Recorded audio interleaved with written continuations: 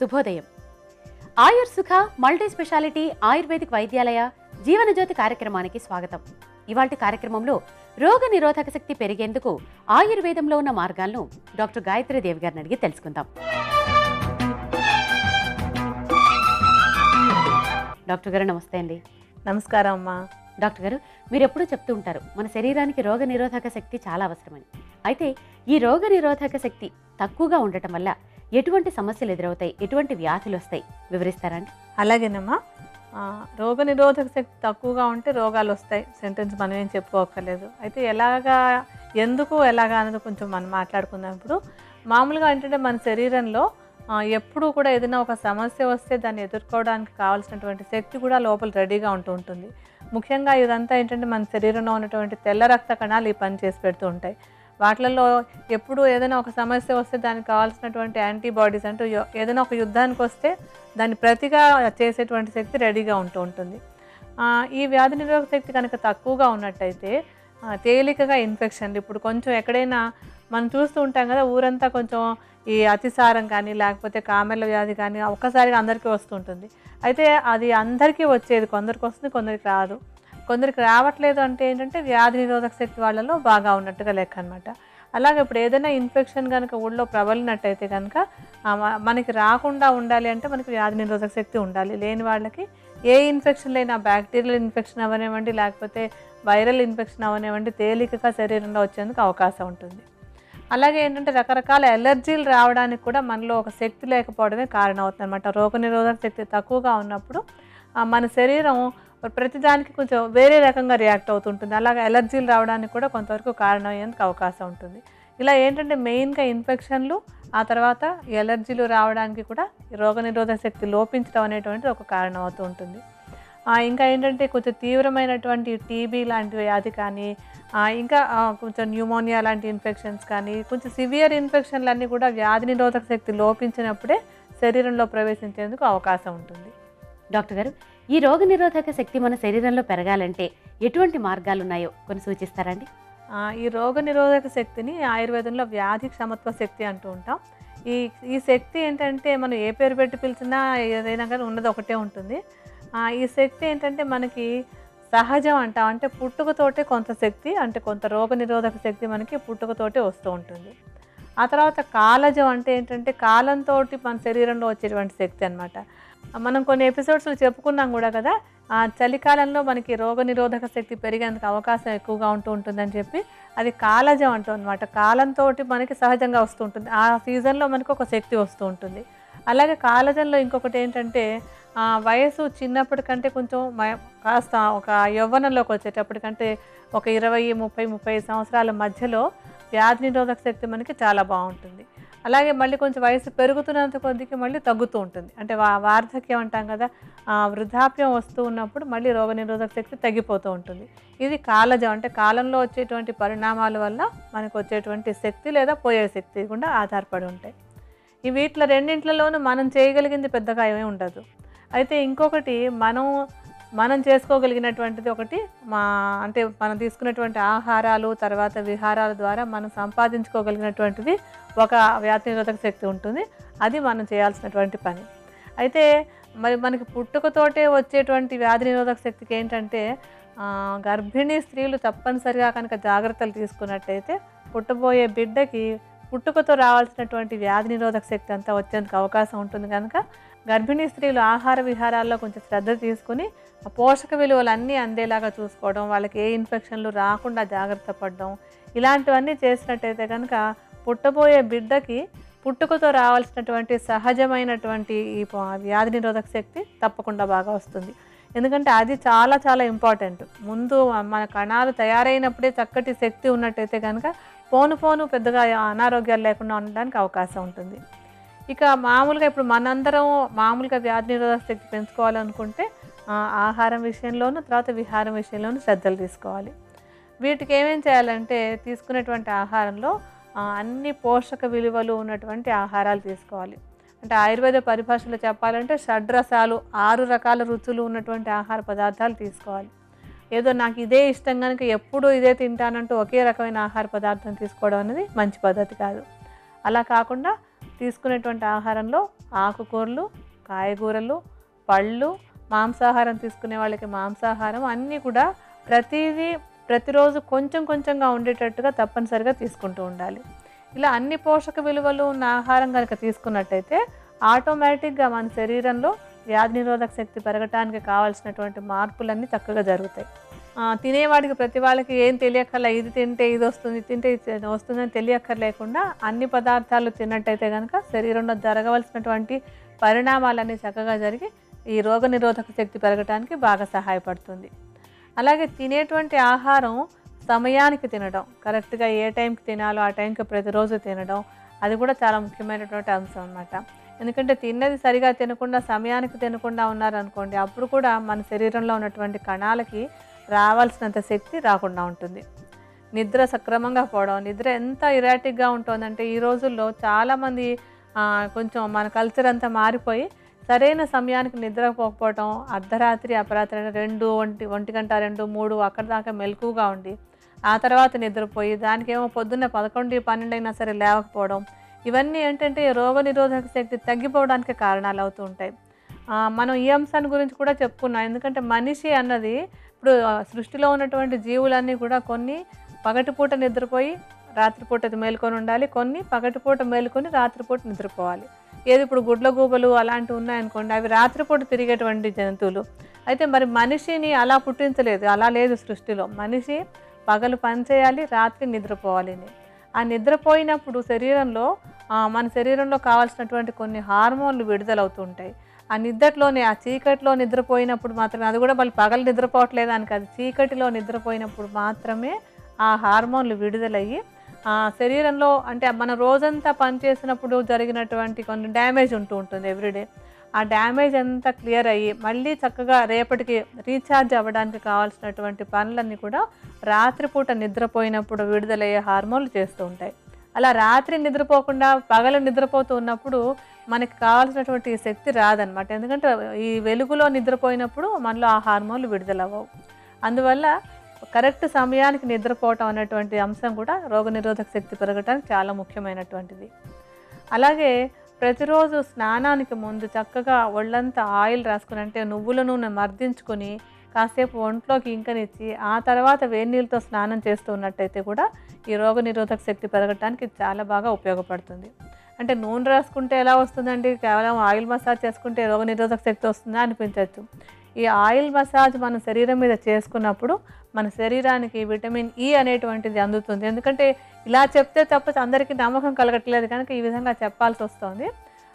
యాక్చువల్గా ఆ నూనెను రాసినప్పుడు వాత దోషం బ్యాలెన్స్ అయ్యి అది రోగనిరోధక శక్తి పెరగడానికి తోడ్పడుతుంది.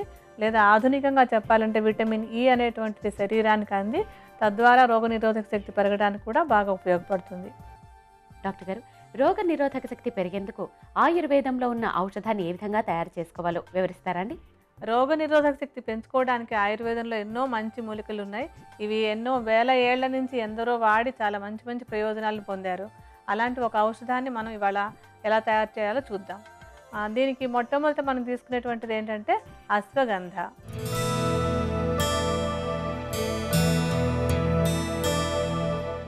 ఈ అశ్వగంధ పేరు ఇవాళ వినని వాళ్ళు ఎవరూ లేరు, అందరికీ పరిచయం అయిపోయినటువంటి మూలిక.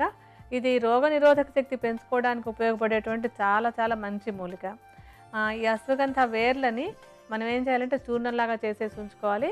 ఈ చూర్ణాన్ని ఒక 125 గ్రాముల పరిమాణంలో తీసుకోండి. మీకు ఔషధం తయారీ ఎలాగో చూపించడం కోసమని నేను కొంచెం చూర్ణాన్ని తీసి విడిగా పెట్టి ఉంచుతాను.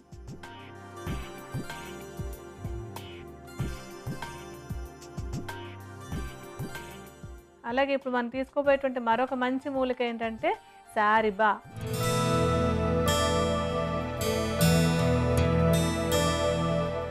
ఈ సారిబా అనేటువంటిది సంస్కృతం పేరు, తెలుగులో దాన్ని సుగంధిపాల అంటూ ఉంటారు. ఈ సుగంధిపాల పేరు కూడా చాలామందికి తెలిసినటువంటిదే. ఇందాక మనం చెప్పుకున్నటువంటి అశ్వగంధ, ఇప్పుడు మనం మాట్లాడుకున్నటువంటి ఈ సుగంధిపాల రెండు కూడా చాలా చక్కటి రసాయన ఔషధాలు. రసాయన ఔషధాలు ఎప్పుడు కూడా రోగ నిరోధక శక్తిని పెంచుకోవడానికి చాలా బాగా ఉపయోగపడతాయి. ఈ సుగంధిపాల చూర్ణాన్ని కూడా 125 గ్రాముల పరిమాణంలోనే తీసుకోండి. ఇప్పుడు కొంచెం ఈ చూర్ణాన్ని ఇందాకటి అశ్వగంధతో కలుపుతాను. ఆ తర్వాత మనకు కావాల్సినటువంటిది జీలకర్ర.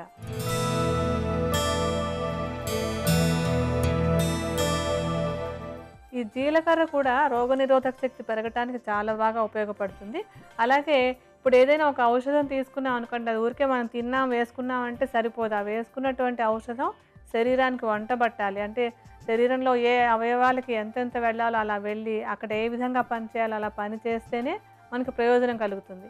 అలా ప్రయోజనం కలగాలంటే తీసుకున్నటువంటి ఔషధం జీర్ణం అవ్వాలి కదా! బాగా జీర్ణం అవ్వడానికి కూడా ఈ జీలకర్ర చాలా బాగా ఉపయోగపడుతుంది. జీర్ణం అవ్వడానికి, అలాగే రోగనిరోధక శక్తి పెరగటానికి, రెండింటికి కూడా ఇది ఉపయోగపడుతుంది. ఈ జీలకర్రను కొంచెం వేయించేసి చూర్ణం చేసి ఉంచుకోండి. ఈ చూర్ణాన్ని కూడా 125 గ్రాముల పరిమాణంలోనే తీసుకోవాలి. ఇప్పుడు కొంచెం జీలకర్ర చూర్ణాన్ని పక్కన పెడతాను. ఆ తర్వాత మనకు కావాల్సినటువంటిది ఏంటంటే ఎండు ద్రాక్ష.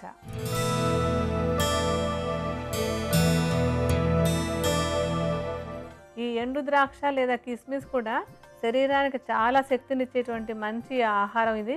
అలాగే ఔషధంగా కూడా చాలా బాగా ఉపయోగపడుతుంది. ఇందులో ఏంటంటే ఎన్నెన్నో మనకి శరీరానికి కావాల్సినటువంటి ఖనిజ లవణాలు చాలా బాగా ఉంటాయి. అంటే ఇనుము కానీ, కాల్షియం కానీ ఇందులో చాలా బాగా అందుతాయి. అలాగే ఇందులో ఉండేటువంటి చక్కెర పదార్థం సహజంగా న్యాచురల్గా ఉన్నది కనుక శరీరానికి శక్తిని ఇవ్వడానికి కూడా ఇది చాలా బాగా ఉపయోగపడుతుంది. అలాగే ఇది కూడా ఒక మంచి రసాయనం. ఇందాక మనం తీసుకున్నటువంటి మూలికలాగానే ఈ ఎండు ద్రాక్ష కూడా చక్కటి రసాయనంగా పనిచేస్తుంది. అందువల్లనే మనం ఎండు ద్రాక్షను కూడా ఇందులో వాడుకుంటున్నాం. ఎండు ద్రాక్ష కూడా సమానంగానే, అంటే 125 గ్రాముల పరిమాణంలోనే తీసుకోవాలి. ఎండు ద్రాక్షను ఒక్కసారి మిక్సీలో తిప్పేస్తే కొంచెం, అంటే ఇలా ద్రాక్ష పండులా విడివిడిగా ఉండకుండా ఒక ముద్దలాగా అయిపోతుంది కదా, అలా చేసేసుకున్నటువంటి దాన్ని విడిగా పెట్టుంచుకోవాలి. ఇప్పుడు మీకు చూపించడం కోసం కదా అని నేను కొంచెం ఎండు ద్రాక్షని విడిగా పెడుతున్నాను. ముందు మనం తీసుకోవాల్సినటువంటివి ఈ 4 మూలికలు. ఇప్పుడు వీటిని బాగా కలుపుతాను.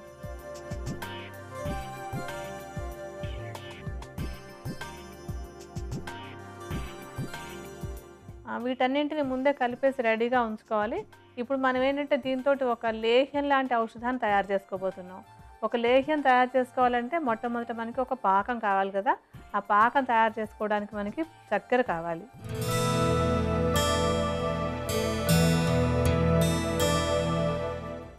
మనం తీసుకున్నటువంటి ఈ మూలికల మిశ్రమం అంతా ఒక 500 గ్రాములు తయారైంది. ఈ 500 గ్రాముల మిశ్రమానికి 1 కిలో చక్కెర తీసుకుని దానికి తగినంత నీటిని కూడా కలిపి పాకం వచ్చేలాగా దాన్ని కాచుకోవాలి. కొంచెం పాకం వచ్చిన తర్వాత, అంటే కొంచెం చిక్కబడి ఇలా మనం చేత్తో చూస్తాం కదా, అలా పాకం అది వచ్చినట్టు అనిపించగానే మనం ఇందాక పెట్టుకున్నటువంటి ఆ మూలికల మిశ్రమాన్ని దీంట్లో కలుపుకోవాలి. దీనిలో కలిపేసి కొంచెంసేపు మళ్ళీ తిప్పుతూ ఉండాలి. తిప్పుతూ ఉంటే మనకి హల్వాలు అవి వండుకునేటప్పుడు చిక్కబడతాయి చూసారా, ఒక ముద్దలాగా తయారయ్యేటట్టు. అలా బాగా ముద్దలాగా తయారైన తర్వాత ఈ మిశ్రమంలో కొంచెం నేతిని కూడా కలుపుకోవాలి.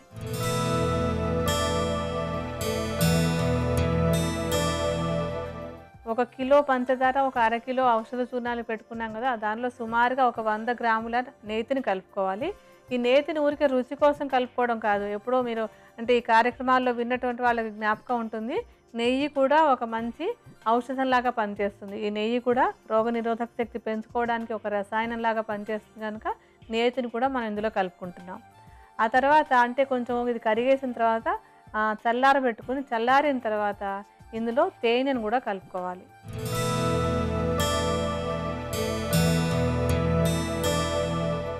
తేనె కూడా రుచి కోసం కాదు, తేనె కూడా రసాయనంలాగా ఔషధంలాగా పనిచేస్తుంది. వ్యాధి నిరోధక శక్తి రావడానికి తేనె కూడా చాలా బాగా ఉపయోగపడుతుంది. మనం ఇప్పుడు తీసుకున్నటువంటి ఔషధ పరిమాణానికి సుమారుగా ఒక 1/4 కిలో తేనె, అంటే 250 మిల్లీలీటర్ల తేనెను కూడా కలపాలి. తేనెతో పాటు కొంచెం యాలక్కాయల చూర్ణం కూడా వేసుకోండి.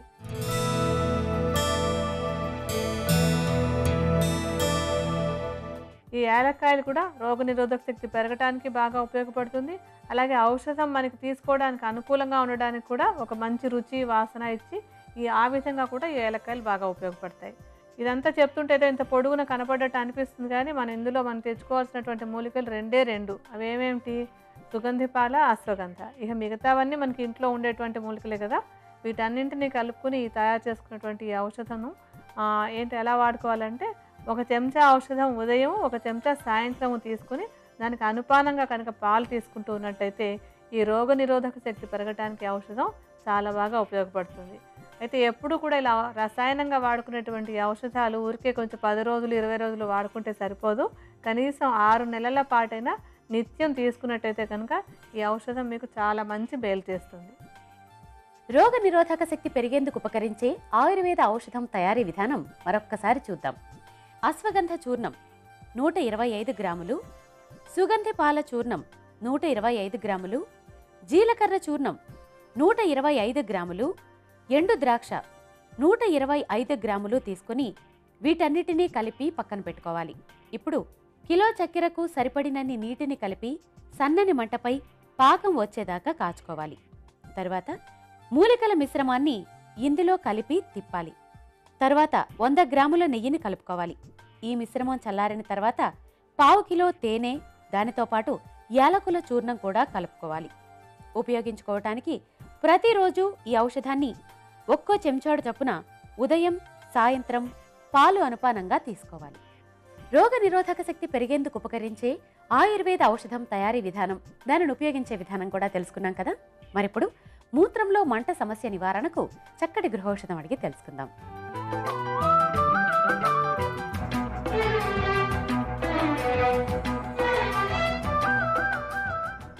డాక్టర్ గారు, మూత్రంలో మంట సమస్య నివారణకు చక్కటి గృహౌషధాన్ని తెలియజేస్తారా అండి? మనకి వంటింట్లో ఉండేటువంటి ఉల్లిపాయలు దీనికి చాలా బాగా ఉపయోగపడతాయి. ఉల్లిపాయను ఏం చేయాలంటే బాగా ముద్దలాగా నూరేసుకుని సుమారుగా ఒక 2 చెంచాల ఉల్లి ముద్దని 1 లీటర్ నీళ్ళల్లో వేసి బాగా మరిగించుకోవాలి.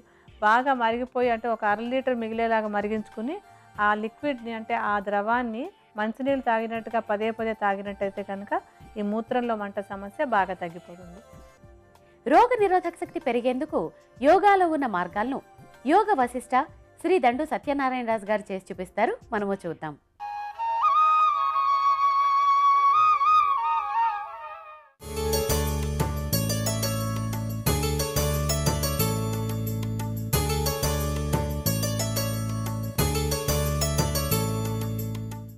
పార్శ్వ వశిష్టాసనం, విస్తృత పాద ధనురాసనం సాధన చేయటం ద్వారా రోగ నిరోధక శక్తిని పెంచుకోవచ్చు. పార్శ్వ వశిష్టాసనం. ఈ ఆసనం సాధన చేయడానికి ముందుగా కూర్చొని కాళ్ళు రెండింటినీ కుడివైపుకు చాచి ఎడమ పాదంపై కుడి పాదాన్ని ఉంచి ఎడమ చేతిని ఎడమ పక్క నేలపై దృఢంగా ఆంచి నడుమును పైకెత్తి శరీరాన్ని ఏటవాలుగా ఉంచాలి. కుడి చేతిని కుడి కాలుపై ఉంచాలి. శ్వాస సాధారణంగానే తీసుకోవాలి.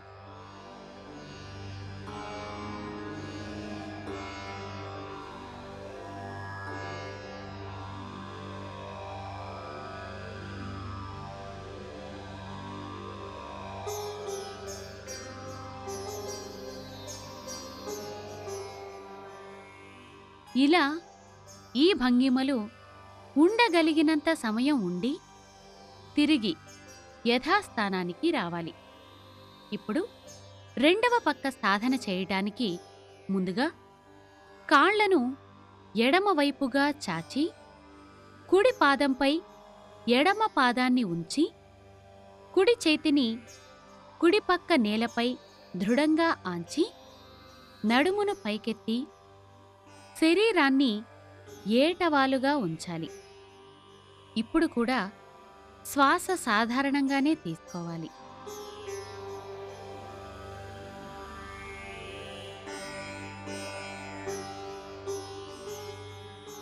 ఇలా ఈ ఆసనం రోజు 2 పక్కల 6 నుండి 8 సార్లు సాధన చేయవచ్చు.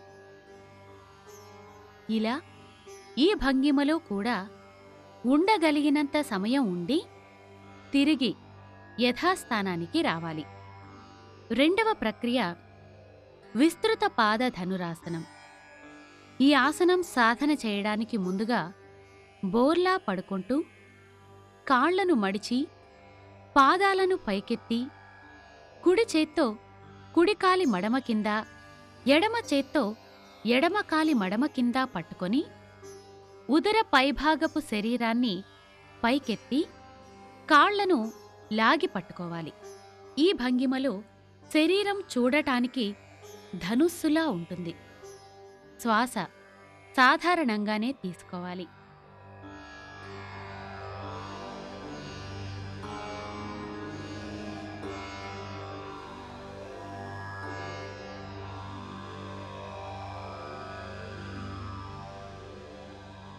ఇలా ఈ ఆసనం రోజు 6 నుండి 8 సార్లు సాధన చేయవచ్చు.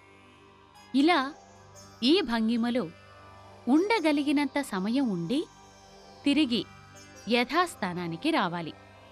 ఈ విధంగా పార్శ్వ వశిష్ఠాసనం, విస్తృత పాద ధనురాసనం సాధన చేయటం ద్వారా అనాహత, నాభి, స్వాధిష్టాన, మూలాధార చక్రాలు ఉత్తేజితమై రోగనిరోధక శక్తిని పెంచుతాయి. ఈ ప్రక్రియల తర్వాత ప్రాణాయామం, ధ్యానం చేసి అమృత తుల్యాసనం వేయటం ద్వారా శరీరంలోని అన్ని అవయవాలకు విశ్రాంతి లభిస్తుంది. రోగనిరోధక శక్తి పెరిగేందుకు ఉపకరించే యోగా ప్రక్రియలేమిటో తెలుసుకున్నాం కదా. మరిప్పుడు కడుపులో మంట నివారణకు చక్కటి చిట్కా అడిగి తెలుసుకుందాం.